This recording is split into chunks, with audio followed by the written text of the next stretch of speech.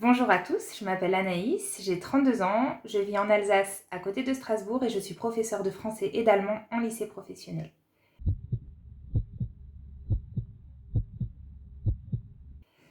J'ai eu une scolarité classique, j'avais des résultats moyens, ce que j'aimais à l'école c'était surtout de pouvoir retrouver mes copains et mes copines.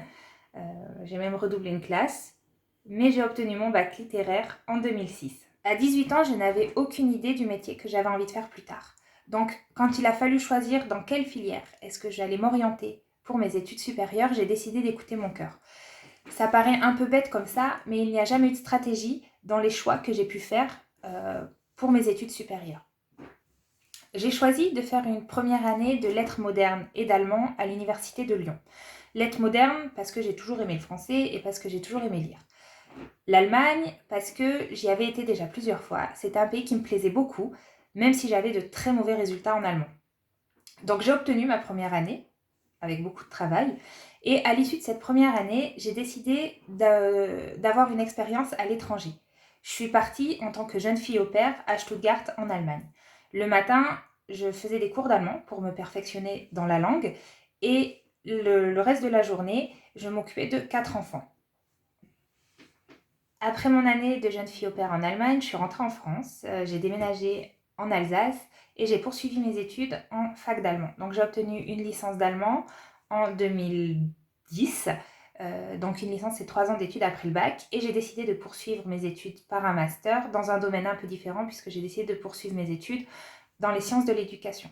Donc j'ai fait un master encadrement des missions éducatives et sociales à l'UFM d'Alsace. Que j'ai obtenu d'ailleurs en 2012. Il faut savoir qu'en parallèle de mes études, j'ai toujours travaillé en tant qu'animatrice ou directrice de séjours de vacances. Donc je partais pendant les vacances scolaires avec des groupes d'enfants ou des groupes d'ados en France ou à l'étranger. Et c'est des expériences qui m'ont beaucoup apporté et sur lesquelles je m'appuie encore aujourd'hui dans mon métier. Donc pendant mon master, j'ai découvert la protection judiciaire de la jeunesse, ou plus communément appelée la PJJ. Donc la PJJ, c'est une administration du ministère de la Justice qui prend en charge les mineurs qui ont commis des actes de délinquance. Donc pendant mon master, j'avais pu y faire plusieurs stages et j'ai décidé, une fois que je l'ai obtenu, de passer mon concours d'éducatrice PJJ. Donc concours que j'ai réussi et après un an de formation à Roubaix, à côté de Lille, j'ai eu un poste à Grenoble dans un foyer. Donc j'y ai travaillé pendant 3 ans. Donc pendant 3 ans, j'ai accompagné des mineurs dans leur démarche d'insertion, dans leur démarche administrative. On a travaillé avec eux autour des actes qu'ils avaient pu poser. On a travaillé avec eux sur leurs problématiques familiales. Et c'était vraiment un métier qui me plaisait beaucoup. C'était un enjeu professionnel très intéressant, mais c'était quand même un milieu qui était très violent. Du coup, après 3 ans de travail dans ce foyer, j'ai décidé de passer mon concours de professeur en lycée professionnel. Donc pourquoi en lycée professionnel? Parce qu'il y avait l'enjeu pro qui m'intéressait. Donc j'ai passé mon concours que j'ai obtenu du premier coup. Et j'ai eu 1 an de stage dans un lycée professionnel à Colmar. Donc après mon année de stage, pendant laquelle j'ai appris à faire des cours, parce que créer un cours, enseigner, c'est quelque chose qui s'apprend, c'est pas inné, même si on a l'habitude de travailler avec des jeunes, c'est différent d'être dans une posture d'enseignement. J'ai obtenu un poste fixe dans un lycée dans lequel je suis toujours, et à la rentrée de septembre, ça fera 4 ans que je suis dans cet établissement.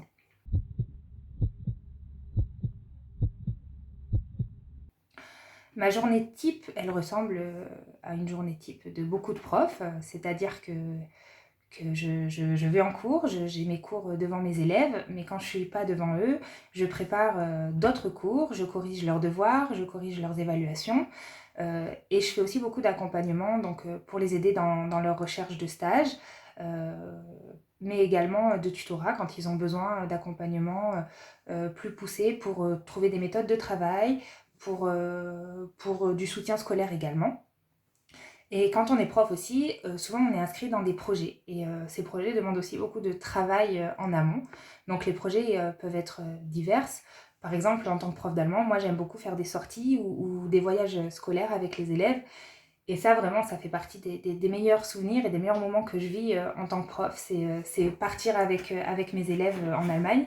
Moi, j'ai de la chance, c'est à 30 minutes de mon établissement, j'essaye d'en profiter au maximum. Et puis, en général, les élèves, ils sont toujours très contents. Ce que j'aime dans mon métier, c'est enseigner, c'est les interactions avec les élèves, c'est les voir grandir, c'est les voir apprendre à réfléchir.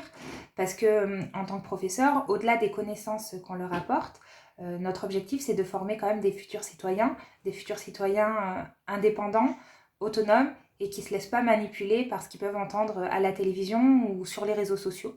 Ça, c'est quelque chose que j'aime beaucoup et je trouve que c'est un très chouette enjeu du métier de professeur.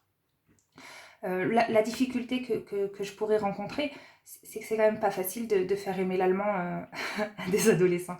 Ça, c'est pas facile. Euh, et si j'avais un conseil à vous donner, c'est vraiment de faire ce que vous aimez, de vous laisser la chance de recommencer si ce que vous faites ne vous plaît pas totalement. Et puis surtout, c'est de bouger, de voyager, de découvrir le monde et de ne pas vous cantonner à votre ville ou les petites villes autour de votre ville. C'est vraiment de bouger, d'aller à la rencontre du monde et voilà, de faire ce qui vous plaît.